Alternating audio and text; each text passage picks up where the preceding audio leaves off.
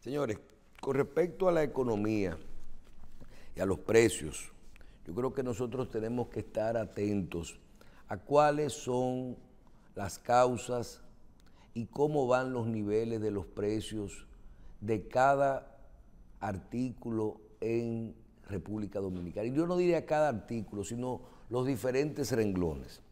Hoy, por ejemplo, usted escucha declaraciones de la Asociación de Constructores de Vivienda, ACOPROVI, que te hablan de que los precios de las viviendas no han disminuido porque subió el cemento. Entonces, sí es cierto, han bajado una gran cantidad de componentes de lo que se utilizan en la vivienda, pero el cemento, que tiene otros componentes, tiene unos niveles distintos de manejar su precio. ¿Qué hay que ver? ¿Bajó o subió el cemento o se quedó igual?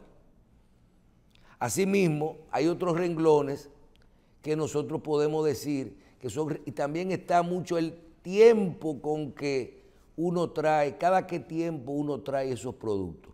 Por ejemplo, a mí me decía el otro día un amigo que los productos que él trae le llegaron tarde con fletes muy altos.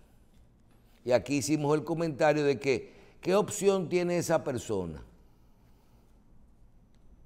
Vende con el precio alto porque pagó fletes a 16,000, a 14,000, a 15,000, a 18,000 y a 13,000 dólares el contenedor. Pero como el flujo de ese tipo de productos, el flujo de la forma, el tiempo que tarda en venderse en los almacenes es más lento, ese producto irá bajando más lento de precios. Porque nadie que compre una cosa en 3 pesos la va a vender en 2, si le costó 3 ponerla aquí. Entonces tiene que ir saliendo. Y miren que ahí se ha dado algunos casos donde gente que trae de esos mismos productos logró traerlos con precios, con fletes nuevos, lo que obliga a los que lo tenían con los precios, con los costos altos, a competir con los demás, aunque tengan problemas para pérdidas en ese tipo de operación. Renglones que uno ya puede ver que han bajado los precios: los electrodomésticos. Los electrodomésticos, búsquelo, que hay muchos electrodomésticos que en su costo, su precio de venta, usted puede ver cuánto está. Hay electrodomésticos que, según nos dicen, han bajado hasta un 30%. ¿A qué se debe esto? Al componente de que si es un electrodoméstico grande, que se ocupa mucho espacio en un contenedor, entonces, y el contenedor costaba 14,000, 15,000, 13,000 dólares, y ahora vale entre 4,000 y 7,000, si vienen de China y también el origen. Entonces, si son freezer o si son nevera, caben menos en un contenedor. El precio de ese contenedor hay que dividirlo entre todo eso. Pero en adición, el componente que se paga en aduana, acuérdense que es costo flete. El arancel es la suma de lo que le cuesta puesto ahí. Entonces también ese costo tiene parte del componente en impuestos. Pero hay productos que tú dices, por ejemplo, ¿cuántas televisores LED de 32 te caben en un contenedor? Cuando tú prorrateas el doble, el triple de la mercancía entre tantos productos, eso baja muchísimo. Hay que reconocer que hay muchos productos que han ido bajando y que tenderán a bajar. Ojo, hay un componente también de la tasa de cambio. Nosotros, yo siempre digo que tenemos mucha suerte porque cuando los fletes estaban muy altos, la tasa de cambio estaba muy bajita. Cuando el combustible estaba muy alto, la tasa de cambio se mantenía bajita. Ahora la tasa de cambio anda por 54, 55. Y nosotros entonces vemos que los combustibles bajaron un poco y que los fletes han bajado. Definitivamente hay que ir midiendo todo esto para que uno poder saber cómo andan las cosas. Cada cosa es distinta. Cada cosa, cada renglón es distinto, cada época es distinta. Ahora, definitivamente, los componentes de la tasa de cambio, del valor de los fletes, los mismos controles de la inflación que hacen que suba la tasa de interés, tiene un componente los costos de las cosas. Entonces, uno tiene que ir midiendo cada uno de estos renglones. De todas formas, es un gran reto que tiene nuestro país. Nosotros hicimos un comentario la semana pasada y decíamos que del presupuesto del 2023 y de las proyecciones, porque uno hace un presupuesto, presupone variables y en base a eso crea su presupuesto. Supone que va a gastar tanto de donde le van a ingresar las cosas. Y eso tiene que irse dando durante el tiempo. Y nosotros decíamos que el año que viene es un año que vamos a poder medir, que podemos ya predecir, si todas esas variables se dan así, que la economía será estable. Cuánto va a invertir el gobierno, cuánto va a coger prestado, de dónde se va a pagar ese dinero, cuánto se va a gastar en cada una de las áreas, en salud, en educación, en planes sociales, en subsidios, en nóminas, y que todo esto a nosotros nos daba, independientemente de la situación internacional, a nosotros nos da una proyección de cómo van a andar las cosas. Digo independientemente porque si Estados Unidos entra, si bajan las remesas o si se cae el turismo, entonces ahí nosotros tendríamos que ver qué pasaría, en qué medida eso impacta la economía dominicana. Pero nosotros tenemos, nuestras condiciones están dadas. Como país, como República Dominicana, y venimos diciendo que tenemos que hacer un pacto en la economía, un pacto país, para que la economía no entre en el jueguito de la política, que es a lo que se está apostando con el tema de cómo manejar la parte económica. Si apostamos a que el país se hunda en la economía, ganamos las elecciones del 2024. Si el 2023 se hunde, ganamos las elecciones del 2024. No, si se hunde, usted ganará las elecciones, pero ganará las elecciones de un país mal. Y eso no son las herramientas que debemos de solicitar que nuestros políticos utilicen. Y tú lo puedes ver. Un gran titular, vaticinio económico, Annus horribilis para el 2023, reta al PRM en las urnas. Cuando tú lees la información, entonces tú dices, ¿cómo es que se contradice? Los organismos internacionales con la presión, con la recesión que viene, vaticinan que puede haber un año horrible en el 2023 en la economía. Dicen que el crecimiento va a ser del 0.5 en tales países, del 2 en otros países, en América Latina de menos de un 2 y todo eso. Y que el gran reto del PRM es bregar con todo esto. Ajá. Y más para abajo te dicen, pero el Fondo Monetario Internacional proyecta que... ¿Qué es Fondo Monetario Internacional? No es un organismo internacional. Proyecta que República Dominicana crecerá un 4% o por encima en el año 2023. Entonces te canta y te llora. ¿Por qué? Porque lo importante es que el panorama internacional choque con la política dominicana y con la economía dominicana y que eso se refleje.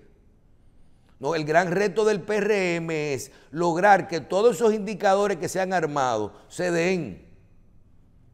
y de todo el sector político y de todo el sector comercial y de todos los empresarios, que nosotros podamos tener un 4 o un 5% de crecimiento. Con ese presupuesto, entonces nosotros vamos a tener un país, ¿cómo se dice?, a flote, porque aquí no se está hablando de es estar a flote, es no estar en una crisis. Como quiera, volvemos y decimos que se está apostando o que si mantener dividida la oposición o a que haya una crisis económica grande como variable política. Y todos los partidos están en eso. En el caso de la economía, no se puede apostar a eso. ¿Tú no ves que eso no ocurre con el caso de la migración? Que todo el mundo se pone su escudo en el pecho cuando se habla de migración y de problema haitiano. Esa es una posición que así, digo, con excepción de un diputado que vi ahí, que dio una declaración en Canadá de la que vamos a hablar en un momentico. Pero no podemos apostar a que se caiga la economía con ese tipo de declaraciones. Nosotros tenemos que apostar a estar claros, atentos a todos estos indicadores y nosotros poder saber para dónde vamos. Porque el país tiene que mantenerse a flote. Y parece ser que las cosas van así. Pregúntale al turismo, pregúntale a la zona franca, pregúntale a las remesas. Que las remesas bajaron de 8,000 y pico de millones, un 2.3% con respecto a noviembre del año 2021. Que no se preocupen, que ese 5% llega en diciembre, ustedes verán cómo se nivela y vamos a tener no solo una buena remesa, sino igual o mayor que el año pasado. Y si no, compárela con, y si se quedó un poquito por debajo, compárela con otro sector. Compárela con el sector turismo, qué pasó en el sector turismo, qué pasó en el sector zona franca, porque lo importante es cuántos dolaritos nos llegan y por qué concepto, y que se mantenga la actividad comercial. Por otro lado, yo creo que esto es importantísimo de que lo podamos ver. Mencionábamos al diputado José Horacio, que calificó de incoherentes la medida del PRM sobre el tema de la igualdad, y parece que habla de que el gobierno debió apoyar todo esto del género en lo que tiene que ver en los programas de educación. Yo creo que José Horacio está jugando con fuego. Escuché unas declaraciones de él en inglés dadas en un medio canadiense y con respecto a que República Dominicana no está ayudando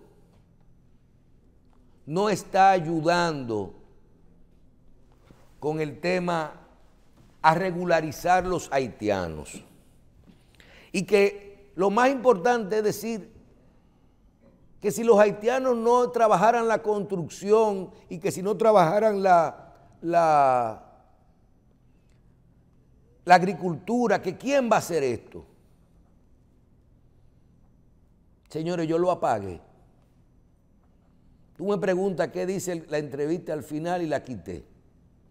Porque realmente, a mí personalmente, yo no sé cómo un representante nuestro puede tener posiciones en este momento ante un escenario canadiense, sabiendo lo importante que es la posición de Canadá en Haití, sabiendo lo importante que es la posición de Canadá en Haití, para Haití. Vamos a ver que él diga que en ese momento nosotros no estamos ayudando a regularizar a los haitianos. ¿Cómo él se va a meter en eso? Y hablar de que si nosotros tenemos que vivir con... Aquí se está hablando de regularización. Nosotros tenemos que cumplir, diputados, nuestras políticas migratorias. Nosotros no tenemos que regularizar haitianos. Nosotros tenemos que, los que van a cortar a trabajar en la agricultura y los que van a trabajar en la construcción, tratar de regularlos, pero tienen que entrar de forma regular. ¿Y cómo él se mete en eso? ¿Por qué? Pero ya, cuando tú lo sumas con esto, entonces lo que tenemos que ver, que es la parte de la igualdad de género, ya sabemos por dónde es que viene, cómo es que piensa y de qué sector es nuestro congresista. No hay más nada que buscar. Ese es de los dominicanos que representan esos intereses. No creo que hay otra cosa que decir, porque decir que nuestro país no está ayudando a regularizar los haitianos y nosotros tenemos que regularizar los haitianos.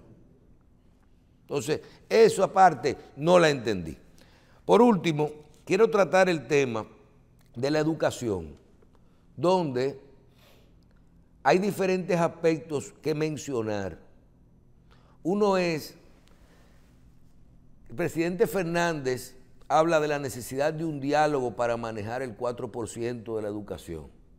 Claro que sí, que es necesario un diálogo, pero también lo que es necesario es buscar cómo aplicar bien ese 4% de la educación.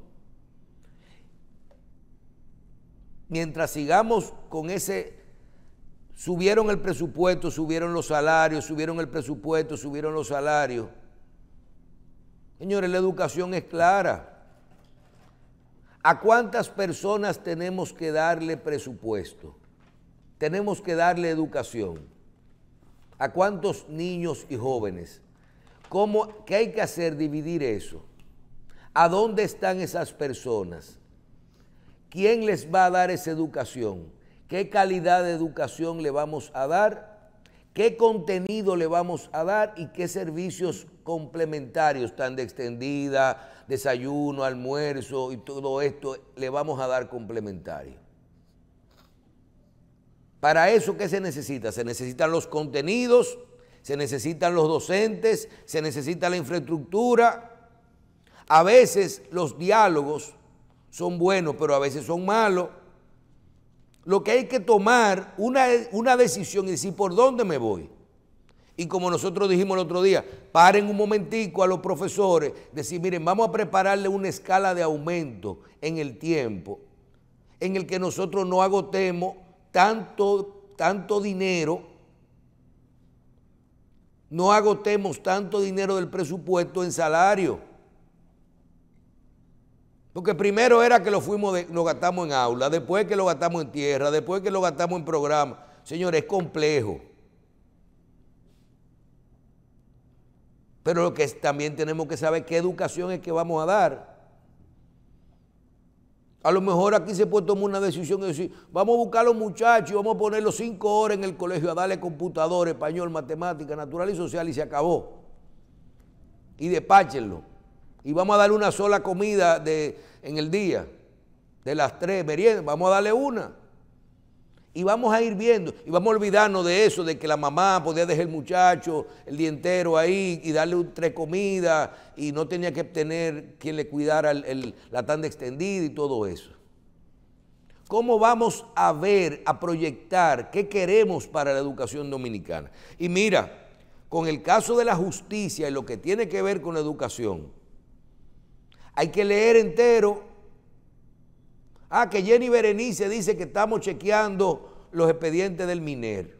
Expediente del MINER.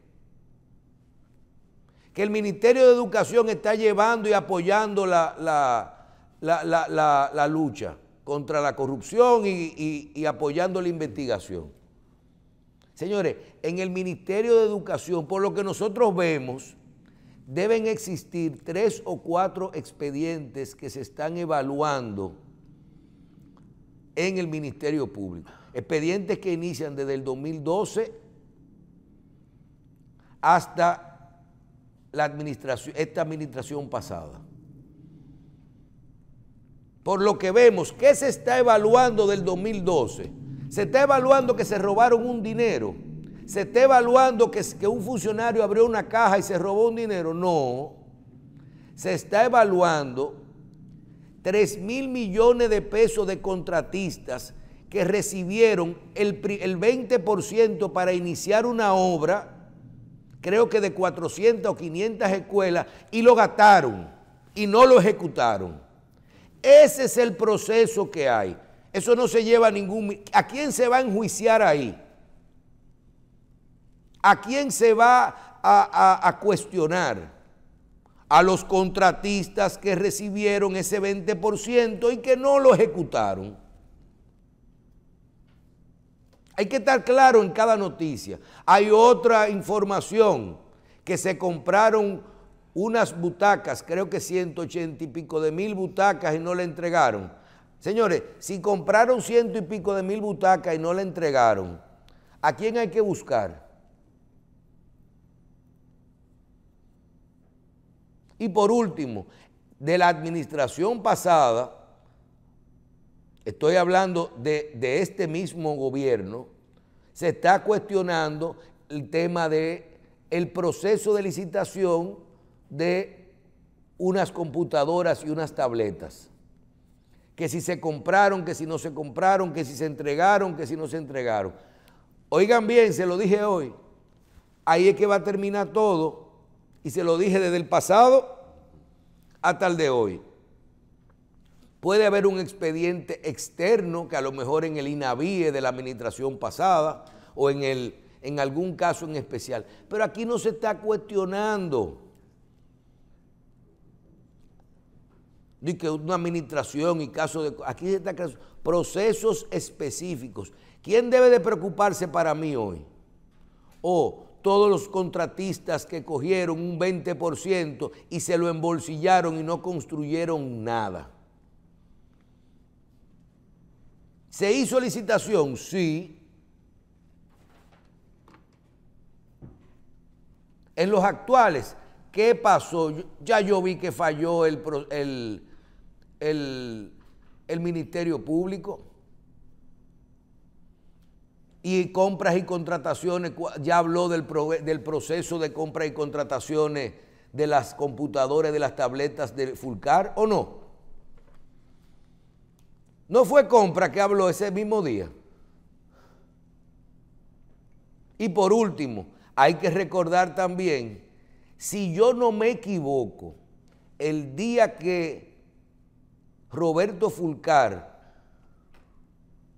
salió en su vehículo del Ministerio de Educación, sustituido por el nuevo ministro, a donde cogió fue al PEPCA, que lo investiguen. Entonces, ¿a qué me refiero?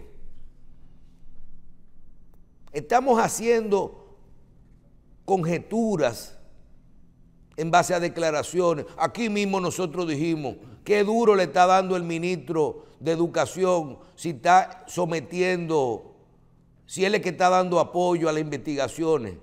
Él está dando apoyo a las investigaciones de que yo estoy hablando, que son de cómo, y ayer fue y la sometió, de cómo 3.000 millones de pesos de contratistas recibieron de su 20% después de ganarse los sorteos y no ejecutaron esa parte.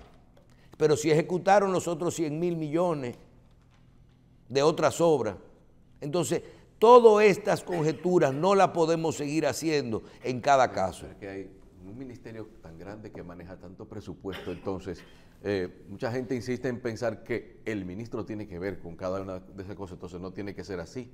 Donde hay tanto dinero que se mueve puede haber muchos responsables de muchas cosas. Pero te voy a decir una cosa, si hacen una licitación o un concurso o un sorteo como hicieron, y el sorteo tú te lo ganas, y por obligación te tienen que dar el 20%. Te tienen que dar el 20% para iniciar. Miren, la justicia... Y te dan un tiempo, te dicen 12 meses para tú arrancar, y cuando tú ejecutes ese 20 te dan el otro dinero y no te dieron el 80. Que devuelvan ese dinero o que devuelvan la proporción que no han ejecutado de ese dinero, que el daño que hicieron por no haber hecho esas escuelas a tiempo es otro. Es otra cosa. Yo conozco uno que compró una camioneta con el 20%. Entonces, esa camioneta hay que buscarla. Y puso una pared Ah, no, porque no estaba listo el estudio de suelo. Ojo, también hay muchos problemas de terreno. Aquí hay gente que cogió el 20% de una obra de terreno que no existía. Porque el terreno donde se licitó después no se pudo utilizar por problemas de traspaso o de deslinde. Fue un proceso que se hizo rápido, al vapor, porque no teníamos las escuelas. Mientras tanto, ahí están los hechos. Ahí están los hechos y lo estamos viendo todos los días.